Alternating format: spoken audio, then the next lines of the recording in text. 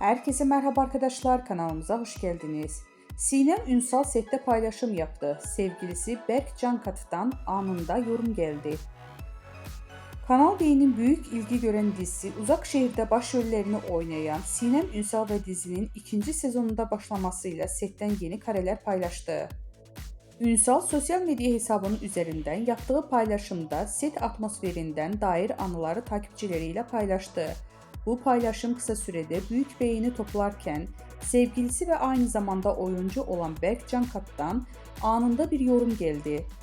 Sinem Ünsal dizide aile karakterine hayat verirken sette yaptığı paylaşımlarda adından söz ettiriyor.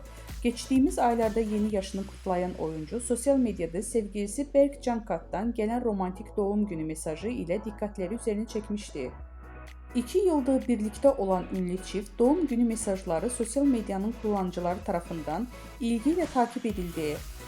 Berk Cankat, Sinem Ünsal'a hitap ederek "Canım eşim" diye seslenmişti.